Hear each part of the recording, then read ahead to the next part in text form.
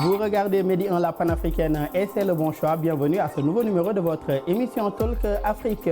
Depuis plusieurs années, de nombreux pays africains font des progrès remarquables pour garantir l'accès à une éducation de qualité et à l'apprentissage tout au long de la vie pour leur population. Cependant, ces progrès restent graduels et un jeune sur 4 n'est ni dans l'éducation, ni dans l'emploi, encore moins dans la formation.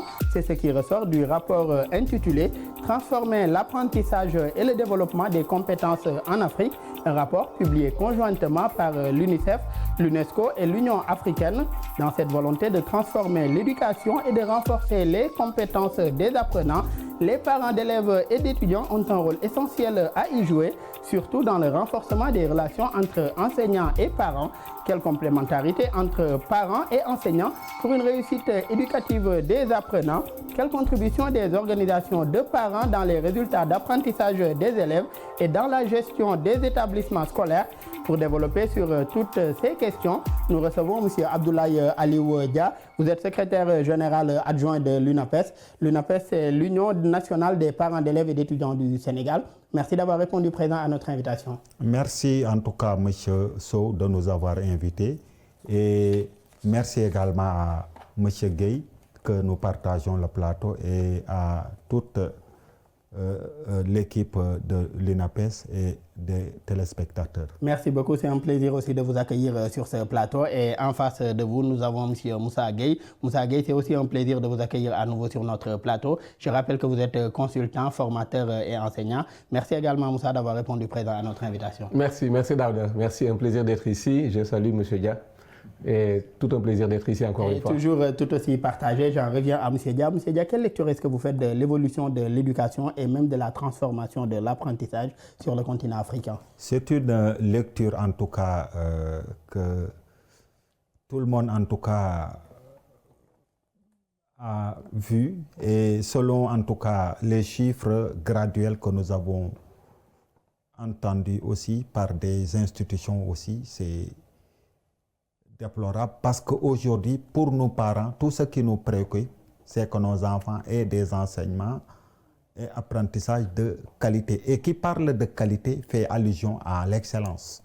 Et aussi, si nous constatons que 1 sur 4 apprenants sont dans des difficultés, donc cela veut dire que le gap est loin d'être atteint, et c'est du pain sur la planche pour en tout cas la communauté parentale.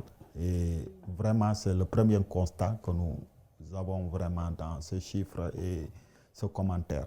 Et qu'est-ce qui justifie cela selon vous? Par exemple, qu'un enfant sur 4 aujourd'hui n'est ni dans la formation, ni dans l'éducation, encore moins également dans l'apprentissage. À votre avis, en tant que parent d'élève, qu'est-ce qui justifie ça? Ce qui justifie ça, c'est des responsabilités qui sont partagées entre les autorités d'une manière générale, mais également les parents et les enfants aussi.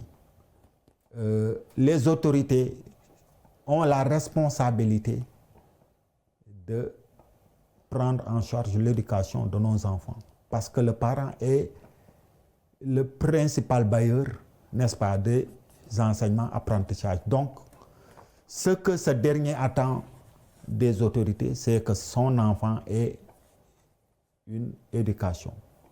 Les parents également, leur responsabilité, c'est de ne pas en tout cas amener leurs enfants à l'école. Et là aussi, il y a beaucoup de raisons qui empêchent à ces parents, n'est-ce pas, d'amener ou bien de... Et nous reviendrons tout à l'heure sur ces différentes raisons-là. Et Moussa, j'aimerais vous interpeller sur le même point, c'est-à-dire les résultats présentés par ce rapport-là aujourd'hui. Selon vous, est-ce que cela est dû à une inadéquation entre la formation, l'apprentissage et l'emploi, ou bien même à une nécessité de revoir les politiques publiques en termes d'éducation et d'apprentissage? Oui, je serais beaucoup plus pour ce deuxième point-là, une nécessité de revoir les politiques publiques, de faire les réformes nécessaires, parce qu'on se rend compte, aujourd'hui, le parent, comme il le dit, son intérêt, c'est de voir son enfant recevoir un enseignement de qualité dans un environnement où il peut s'épanouir et développer des compétences. Aujourd'hui, il est malheureux de constater que le système éducatif tel qu'il est conçu, les curricula, ne répondent pas aux besoins réels du marché pour le futur de cet enfant-là. Aujourd'hui, il n'y a pas longtemps, je discutais avec des amis, c'est des amis doctorants, qui disaient que tout ce qu'ils voient comme issue, c'est l'enseignement, en tant que doctorant au niveau de l'université. Alors qu'il y a beaucoup d'autres débouchés qui s'offrent à eux, mais ils n'ont pas eu ce réflexe-là parce que très tôt, depuis leur enfance, on les a mis dans un certain canevas, dans un couloir, pour dire tel enseignement, vous allez recevoir tel enseignement pour aboutir à telle opportunité de métier, alors que le monde a évolué. Donc il est crucial pour moi de revoir, de refondre les besoins des entreprises en ayant une adéquation entre l'enseignement et l'offre qui est sur le marché. On parle de beaucoup dans le curricula des matières comme l'histoire, les guerres mondiales, l'histoire de l'Europe et des États-Unis, qui ne nous parlent pas assez. Donc il est nécessaire de nous recentrer sur nous-mêmes et d'offrir à nos enfants, et ça ce serait en bonne intelligence entre les enseignants et les parents, de pouvoir proposer, même aux autorités étatiques. J'aimerais qu'on reste bien sur ce point-là. Selon vous, comment aujourd'hui améliorer la qualité de ces enseignements et apprentissages sur le continent africain? Oui, ce serait d'abord de se poser la question, quels sont les besoins en compétences du continent sur les enjeux du moment? Par rapport à ces compétences-là, quelles sont les études qui peuvent arriver, des études orientées compétences encore une fois, qui peuvent répondre à ces besoins-là. Et c'est à partir de ces besoins-là que nous allons concevoir un programme d'enseignement. Ce n'est plus le contraire. Avant, c'était plutôt, le besoin c'était de former des administratifs, des gens qui allaient administrer l'État, des administrateurs, donc des gens qui ne seraient pas dans la productivité, dans la créativité.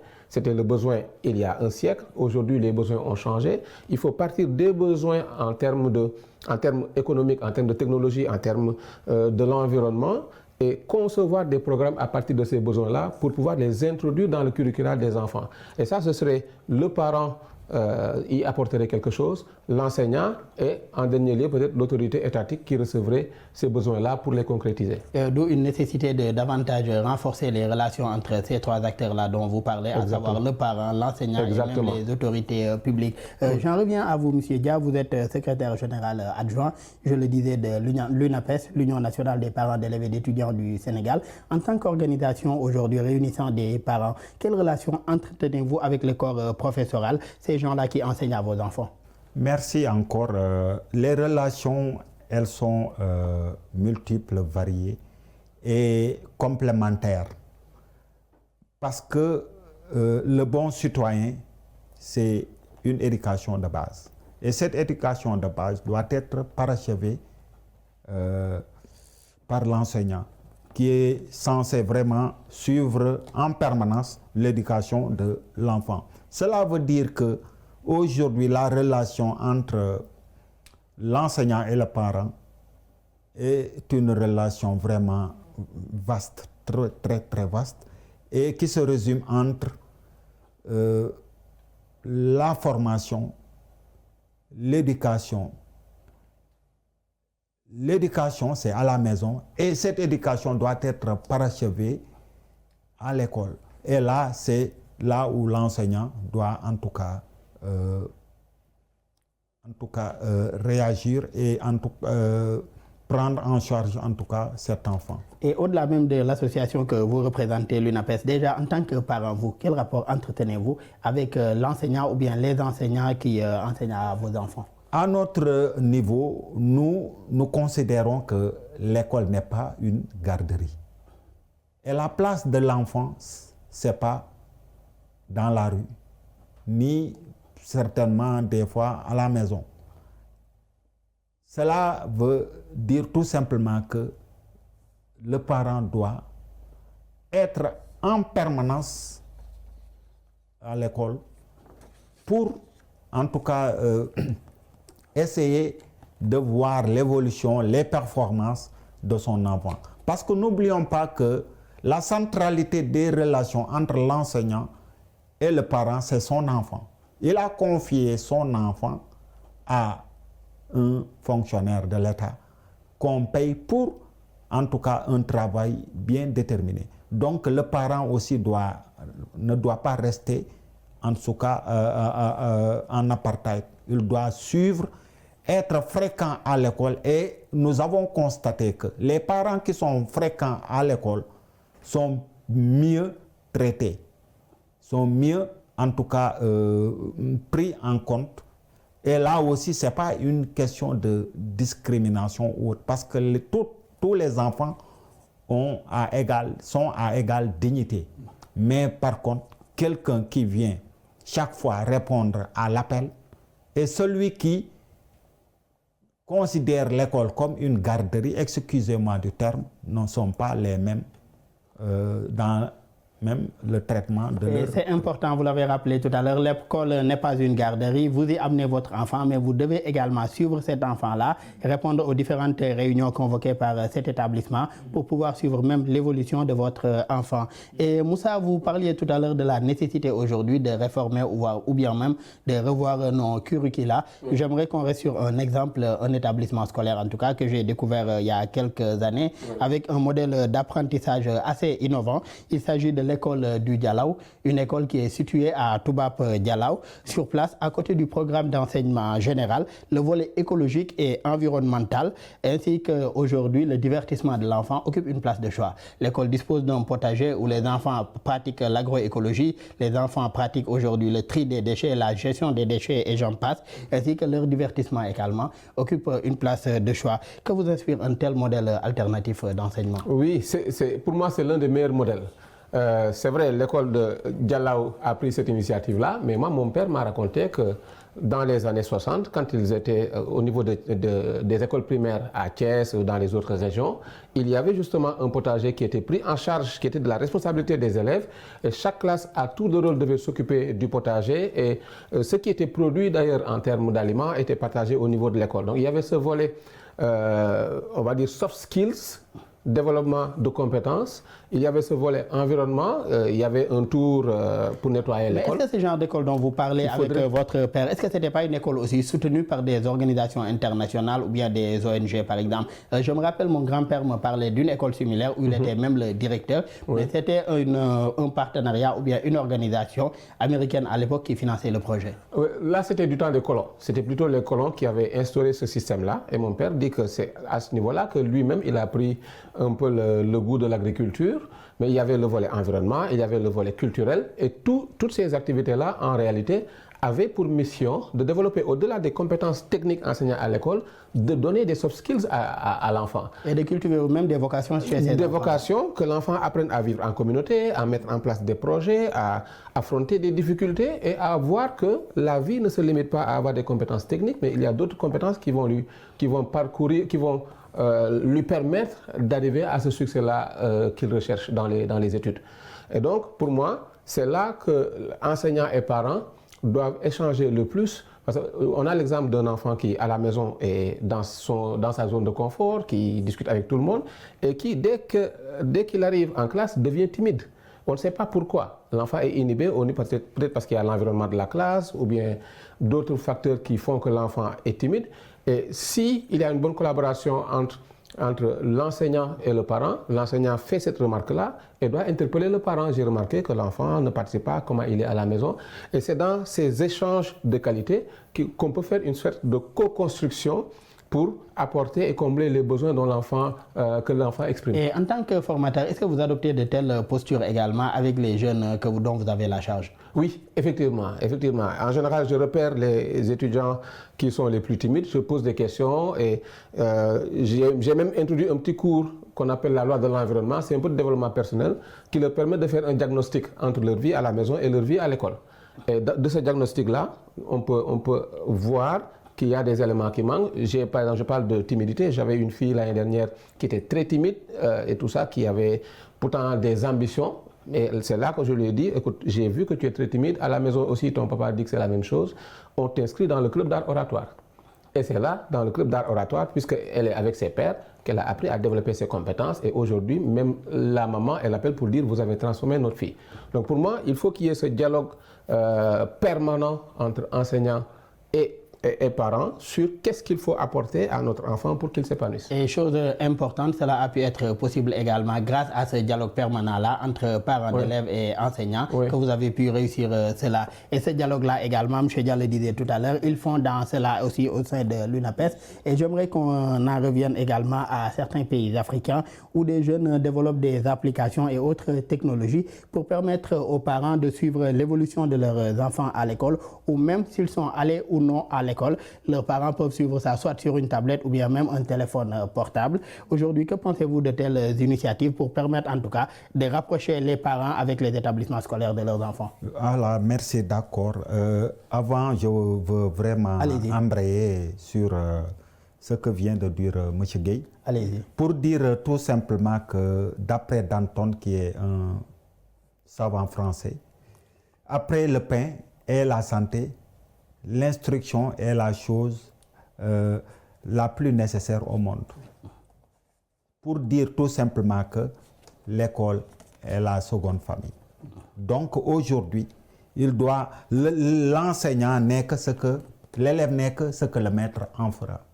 Aujourd'hui, ce que nous attendons entre parents et élèves, c'est cerner l'état intellectuel et en tout cas en faire une intervention morale et intellectuelle. Aujourd'hui, c'est ce que nous attendons de l'école. Parce qu'un bon enseignant doit être un bon psychologue. Chaque fois, nous, parents, par exemple, on rencontrait un enfant qui a mal au ventre, aux heures, même 9 heures, comme ça. Mais si on leur demande, est-ce que vous avez pris le petit déjeuner? Ils disent non.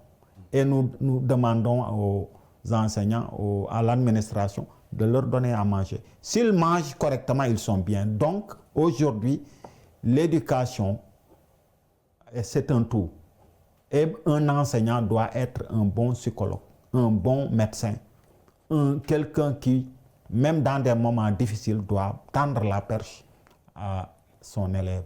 En tout cas, c'est ce rapport vraiment que nous, en tout cas, dans notre organisation, que nous sollicitons, que nous prenons. Et vraiment, un enseignant doit développer toutes ces qualités-là, comme vous l'avez dit. Ce regard-là, c'est être un fin observateur et un psychologue, comme vous le disiez tout à l'heure. On en revient à la question que je vous avais posée. Aujourd'hui, des technologies ou autres applications sont développées par des jeunes pour davantage rapprocher les parents que vous êtes des établissements scolaires de leurs enfants. Que pensez-vous de telles initiatives? En tout cas, pas plus tard que l'autre jour, dans même l'évaluation des résultats du premier semestre, ça a fait l'objet d'un débat à l'inspection d'académie de Dakar. Après avoir évalué, nous avons en tout cas incité les parents à en tout cas s'occuper, à même avoir des notions sur l'outil informatique, parce qu'aujourd'hui, tout est informatisé. Et il y a un programme qui va en tout cas prendre en charge tout ça. Parce qu'aujourd'hui, on peut rester à la maison et savoir si l'élève a reçu son bulletin ou pas, s'il a devoir ou pas, s'il est à l'école ou pas. Donc, c'est des logiciels qu'on va mettre en place, qui sont déjà en place et que les parents doivent l'approprier pour, même à la maison, pouvoir vraiment contrôler leurs enfants. D'où la nécessité pour ces parents également de s'habituer à ces outils numériques-là. Et Moussa, ces outils ou bien autres technologies de l'information et de la communication, selon vous, comment peuvent-elles contribuer à davantage renforcer les relations entre, ou bien la collaboration entre parents et enseignants? Oui, on est à l'ère de la technologie. Comme il le dit, il y a des applications qui existent déjà dans les écoles que vous pouvez télécharger. Chaque enfant a un matricule. Et dans ce matricule, vous tapez le matricule et vous avez l'ensemble des informations sur la vie scolaire de votre enfant. À la fin du mois, vous avez le nombre d'absences, s'il y a eu des cas de maladie. Les notes sont directement téléchargeables à partir de l'application. Il y a un suivi régulier. Et moi, je me dis, il faudrait peut-être améliorer ce genre d'outil-là. Pourquoi ne pas y mettre un espace parents, d'élèves, enseignants où on peut avoir des discussions de manière instantanée, parce qu'il peut y avoir des problèmes et en ce moment-là, en consultant l'application, vous pouvez émettre même des idées et c'est là que les parents peuvent être force de proposition. En tout cas, ça devient un pont entre l'école, entre les enseignants et les parents sur la gestion de leurs enfants. C'est un tableau de bord qui est extrêmement important et qui permet en temps réel de pouvoir suivre et prendre des mesures rectificatives s'il le faut. Et par rapport à ce genre d'outils-là également, Moussa, est-ce que cela prend en compte aussi le monde rural? Parce que l'Afrique également, on constate qu'une bonne partie aussi des populations africaines ne sont pas forcément connectées. Donc est-ce que cela prend en compte également le monde rural ou bien ces gens qui sont dans des coins reculés, qui n'ont pas forcément accès à Internet ou accès aujourd'hui même à l'électricité?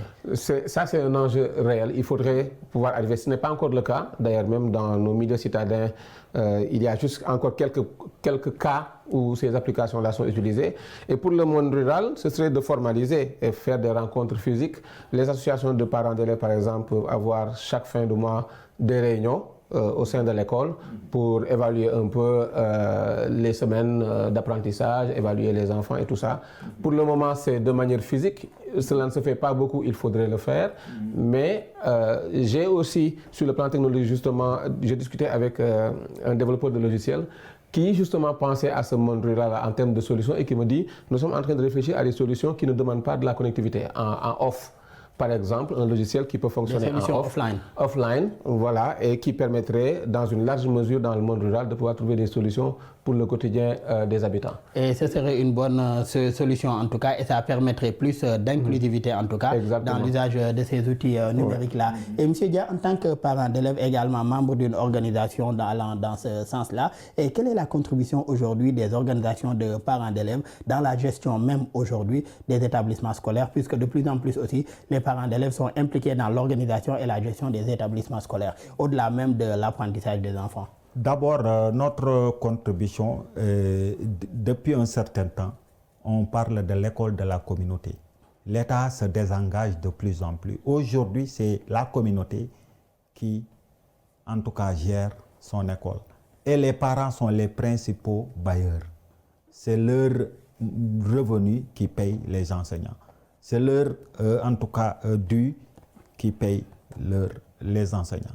Donc, de ce point de vue, le parent est le principal bailleur de l'éducation. Donc aujourd'hui, on ne peut pas être en démarcation, être démarqué de l'éducation. Donc là, c'est une réalité qui est là. Maintenant, par rapport à ce que vient de dire Moussa, c'est vrai, le monde rural a des problèmes parce que l'Internet n'a pas fait le tour du Sénégal. Il y a une inaccessibilité même ici à Dakar. Il y a des collèges qui n'ont même pas de salle informatique. Il y a des écoles qui n'ont pas de machines, de salles et encore moins de formateurs. Des enseignants qui ne peuvent même pas manipuler l'ordinateur et l'outil numérique et même faire, n'est-ce pas, quelque chose. Donc là, c'est du travail pour, en tout cas, amorcer cela. Mais en tant que parents aussi, nous devons aussi nous adapter parce que c'est le monde qui bouge et seulement nos inquiétudes, c'est une conscience, comment Rabelais l'avait dit, science sans conscience, ruiner l'âme, n'est que ruine de l'âme. Donc c'est ça, quoi. Éviter les dangers parce que aussi l'outil informatique ne doit pas être un prétexte pour, en tout cas, Et aujourd'hui, avec le développement de la technologie, c'est bien possible aussi pour ce parent-là de contrôler ce que suit son enfant ou bien les sites sur lesquels son enfant va, dans la mesure où il y a ce qu'on appelle le contrôle parental. Donc c'est une dimension qui est bien sûr prise en compte également. Et Moussa, aujourd'hui, il parlait tout à l'heure de l'école de la communauté. Que pensez-vous de ce modèle de plus en plus présent aujourd'hui dans la gestion des établissements? Une école qui implique davantage les parents d'élèves et autres acteurs de la communauté dans l'organisation et la gestion des établissements scolaires. Oui, c'est un bon concept. L'école de la communauté, c'est d'avoir cette approche communautaire-là, parce que, ok, nous interpellons souvent l'État. L'État met en place les infrastructures, mais la gestion, on va dire, réellement relève de la communauté. S'il y a une école qui manque de salles d'informatique, pourquoi est-ce que ça pourrait provenir l'association des parents d'élèves, l'association des anciens de cette école-là pourrait financer ce genre d'infrastructure pour l'école. Moi, je suis dans l'association des anciens du Collège Sacré-Cœur et nous intervenons tous les ans de manière ponctuelle pour des apports en livres, pour la salle informatique et nous développons des solutions pour l'école. C'est notre contribution pour montrer notre gratitude par rapport au Collège Sacré-Cœur. Et dans cette approche communautaire-là, ce serait de dire que l'association des parents d'élèves et aussi l'association des enseignants, on va dire, peut être beaucoup plus proactive en proposant des solutions de financement participatif, en étant force de proposition plutôt que d'attendre tout de l'État, surtout dans le domaine public, où vraiment le besoin il est beaucoup plus fort. Et donc là, l'association des parents d'élèves aurait beaucoup plus de crédibilité pour proposer des choses, aller à ce financement participatif-là. Au-delà de l'association des parents d'élèves, vous avez soulevé un autre acteur assez important, à savoir les associations d'anciens élèves, c'est-à-dire des élèves formés dans une école, des alumni qui reviennent encore à ce royaume d'enfance pour soutenir leurs jeunes frères et parce qu'ils deviennent parents. Effectivement, et malheureusement, nous en sommes à la fin de cette émission. Je rappelle que nous recevions M. Moussa Gueye. Vous êtes consultant, formateur, également enseignant. Merci encore Moussa, toujours un plaisir aussi de partager ce plateau avec vous. Plaisir partagé, merci beaucoup. Merci également à M. Dia, M. Abdoulaye Aliou Dia, vous êtes secrétaire général adjoint de l'UNAPES, l'Union nationale des parents d'élèves et d'étudiants du Sénégal. Votre première participation à l'émission Talk Afrique, mais cela a également été un plaisir de partager ce plateau avec vous. Merci d'avoir répondu présent à cette émission. Merci et le plaisir est également partagé. Et en tout cas, merci de nous avoir invités et nous trouvons vraiment extraordinaire ce plateau et qu'on apprécie à sa juste valeur. Je vous en prie et au plaisir également. Merci à nos collègues de l'équipe technique pour les facilitations et pour la réalisation de cette émission. Merci à vous tous qui nous suivez. Très bonne suite de programme sur nos antennes.